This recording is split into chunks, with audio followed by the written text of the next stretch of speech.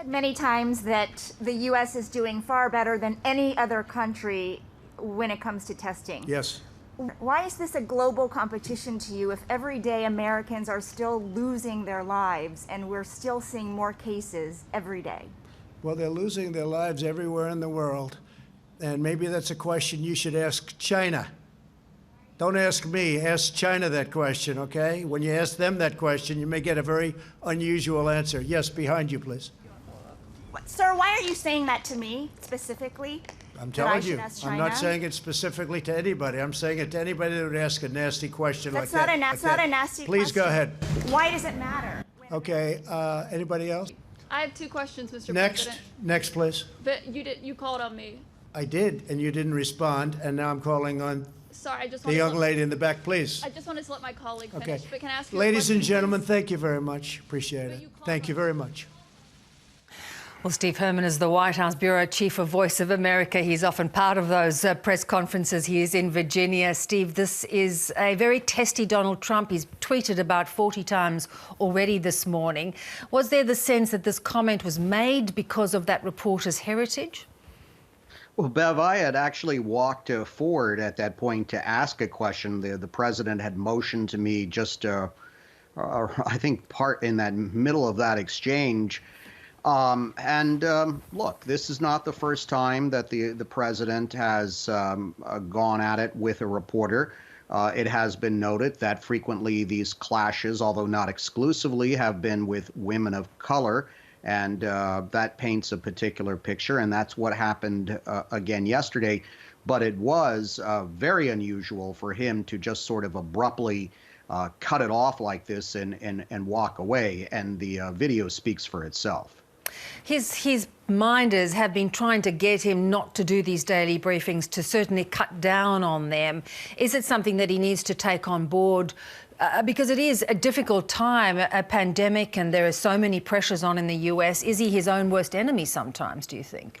Well, he has cut back on them. And I was also one of the pool reporters in the cabinet room on Saturday when he was in with the Joint Chiefs of Staff. And we walked into that room expecting perhaps we could be in there for more than an hour in a Q&A type of situation. And he made a very terse, anodyne statement and then dismissed us all without any questions. So it seems to vary from day to day, and perhaps he does realize that sometimes it would be better that he does not speak to the media. But as you've noted, when he's not in front of the cameras and the microphones, then he tends to take to Twitter. And obviously, that's not going to stop anytime soon. Steve, in a few hours, Anthony Fauci, who's been trying to guide the administration through this health crisis, he's going to testify before the Senate. You get the sense he really wants to be able to be very clear on the health risks of reopening too soon. Yes, I'm not surprised of what's been previewed. And in some interviews, he has used pretty stark language. And of course, what he's saying is that the states in reopening here need to follow these guidelines of the Centers for Disease Control. And if they don't, there's going to be a price to pay in human lives. However, this being congressional testimony, even if they're not all in the same room, is going to have a much larger impact than in any particular interview he's done. And also, sometimes when he's on the White House podium alongside the president will interject and cut Mr. Fauci short or try to clarify what this doctor is saying, and that's not going to be the case today. Indeed, he's going to almost undercut the message the White House is giving. Trump is also very keen to talk about the fact that the US is prevailing on testing. Just how extensive is the testing program? Well, it is certainly ramping up, and what they're saying now is definitely in a very short period of time, we're going to be up to 10 million people tested. Now, what the president is asserting that anyone in the country who wants to get a test can get it right now. That's not the indications coming out from across the country, especially in rural areas.